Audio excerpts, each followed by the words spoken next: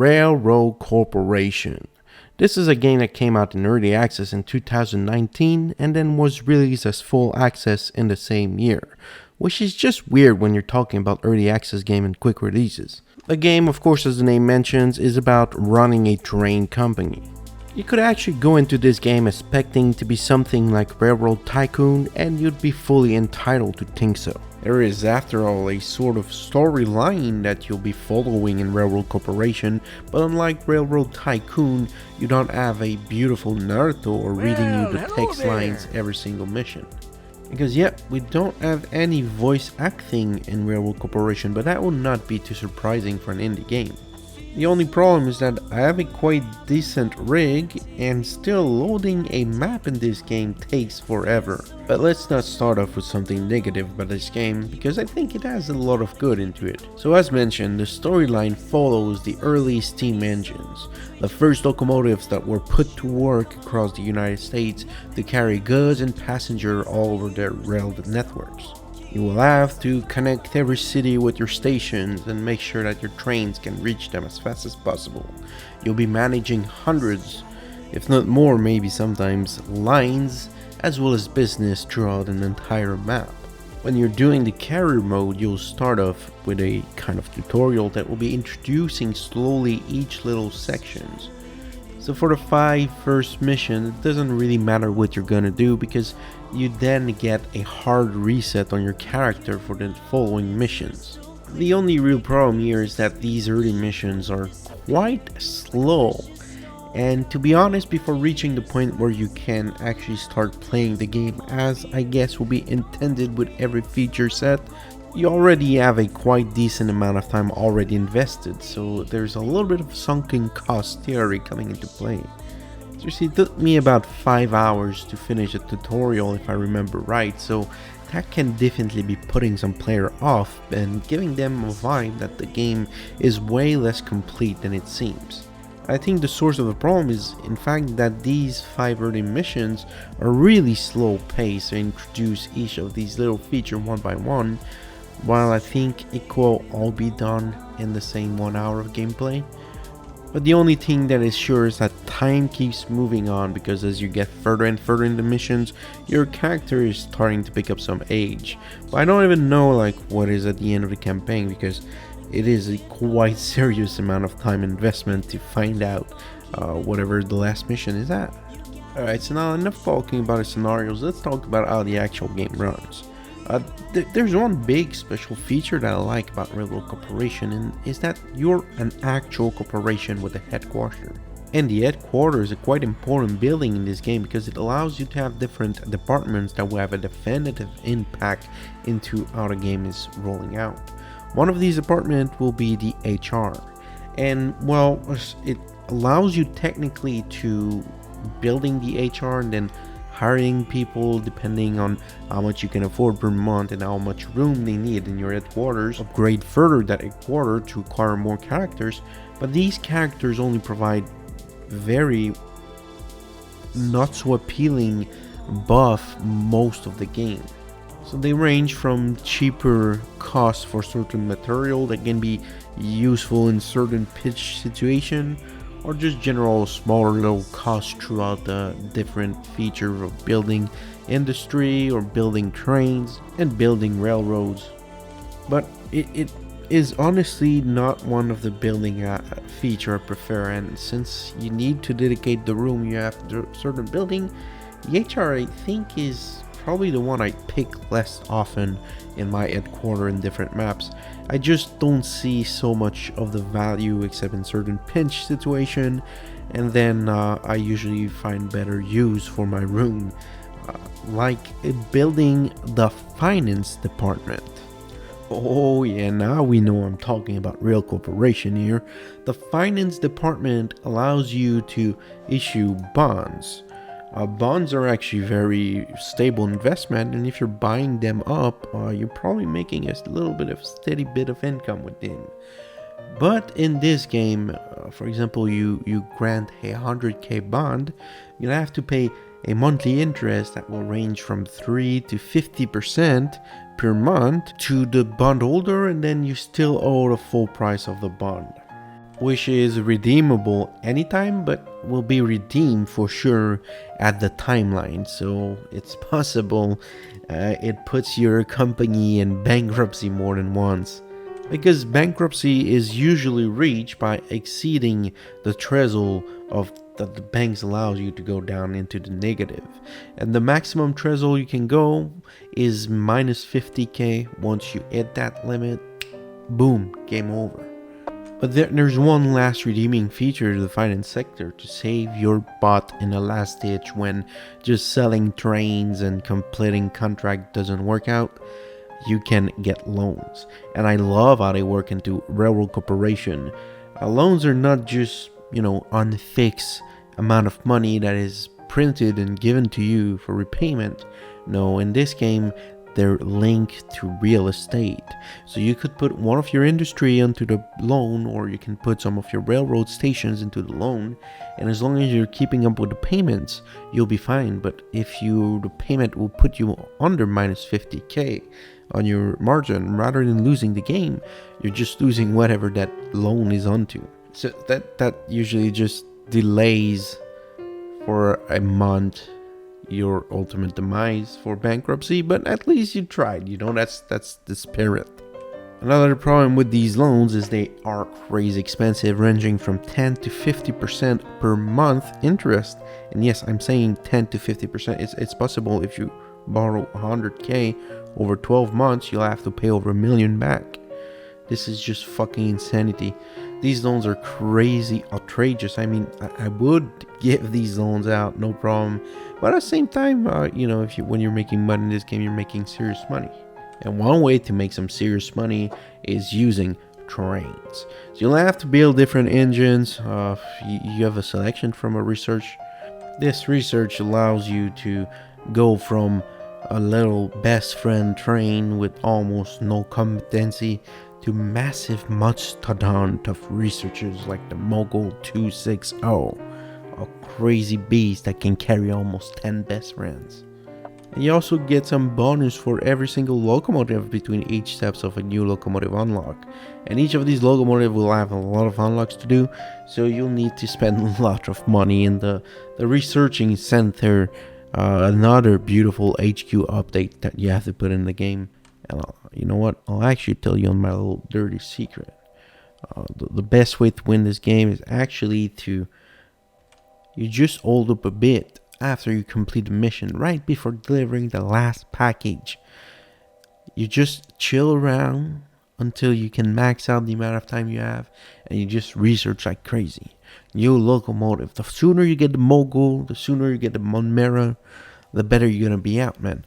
And you maximum the upgrades on these two trains, the Monmera and the Mogul, and you use them for every single thing, and you're gonna be rich. That's how I make my money. That's my own little secret. I don't care about the best friend. I don't care about the Iron Duke. I don't care about the Gestavini or whatever the third one is. No, I only care about the Monmera and the Mogul. You'll pick one of these engines and you'll assign a station, you assign it something to grab, and you assign another destination to drop off whatever you picked up. Usually if you want to make money, you'll take passenger from two towns and just run a passenger line and just print cash like crazy. But if you want some business to be running like nickels, you will need to carry some primary goods around, because nothing's happening without your full implication, or maybe your competition. And to connect these towns, we will be laying down a lot of tracks. In this game, the tracks are fast and swooping. You want them, just drive the traffic like a perfect little machine. There's a lot of aesthetics because there's not really a lot of fine control.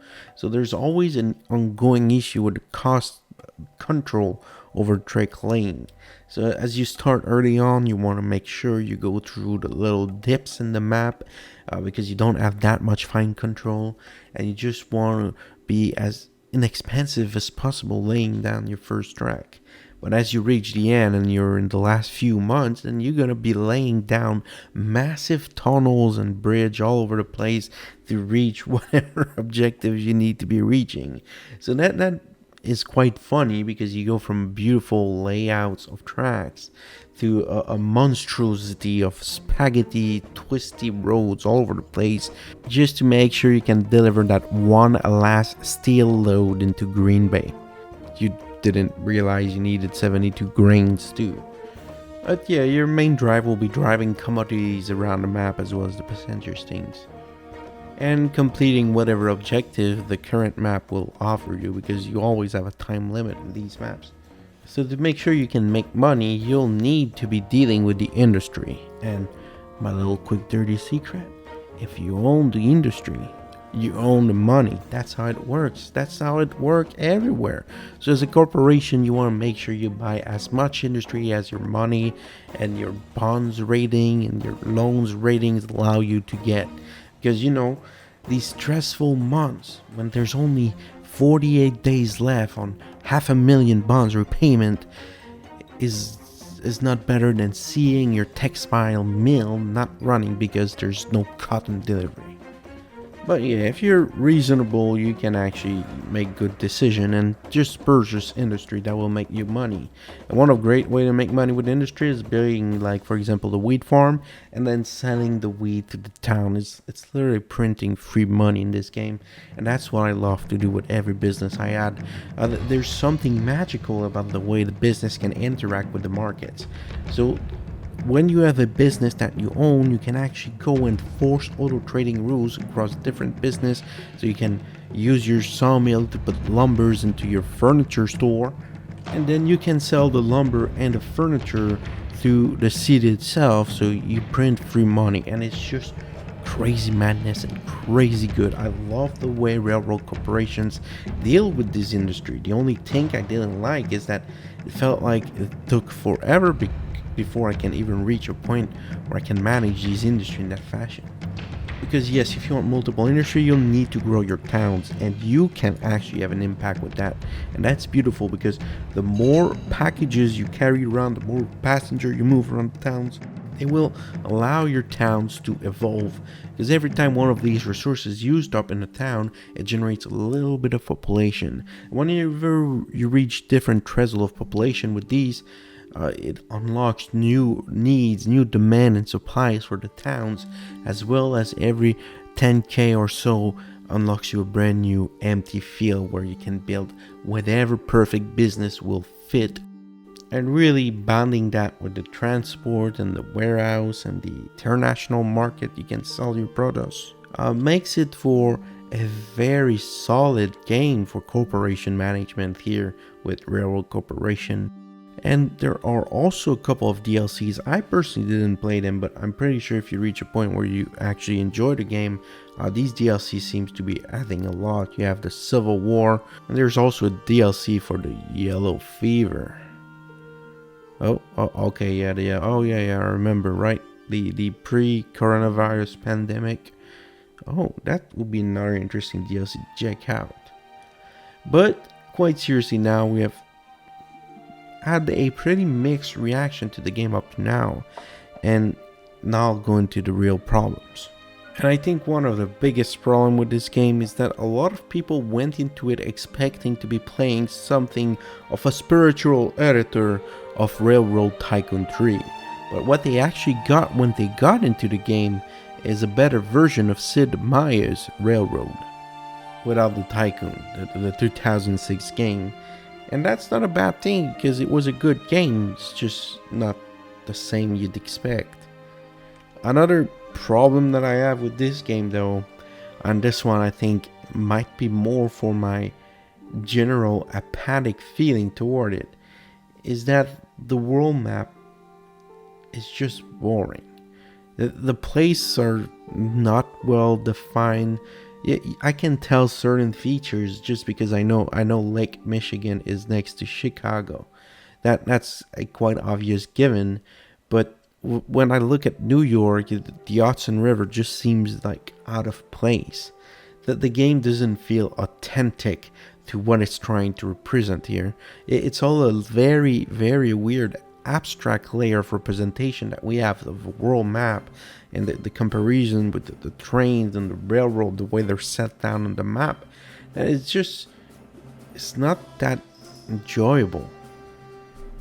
It just makes the game have a weird feeling of progression in each mission, because it starts very slowly. The pace is atrocious for the first 30 minutes of every single mission.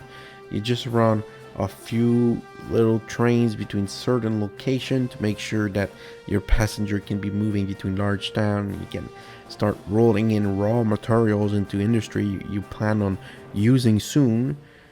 And then at a certain point, the expansion just start snowballing, and the progression becomes, the pace goes from too slow to too fast at that point, because you need to build up random crazy bridge and tunnel railroad tracks just to get a little bit of a cargo from a location to another location without being stuck in the spaghetti mess monstrosity of railroad network you built with broken down trains in every single corners. And to crown all of this complaining is the music, because the music is just, I understand the feeling. I have a feeling that whoever programmed this game would expect you to probably spend half the time you're playing watching something else while everything gets in place, and then the remaining half just trying to listen out the back here what you were listening while running trains all over the place. But the music is just not good in this game, right? When I pick up Railroad Tycoon, the music is exceptional. You know, I'm going and being transported into another era, another age, another world. And Railroad Corporation is just the same flat music. It's stuck in my head now because I paid too much time listening to it, but it's just, I'd rather it not be there. So now you might be wondering, what do you think of the game? Would you recommend it? Would you not? And actually really giving an intense thought about it for more than a couple of hours. I've been playing this game way too much. I think it could be worth it. If you've played Sid Meier's Railroad and you like the type of game that you're talking about, and you want a different experience from Railroad Tycoon, it might be worth it. But it is a less casual game for sure in any regards.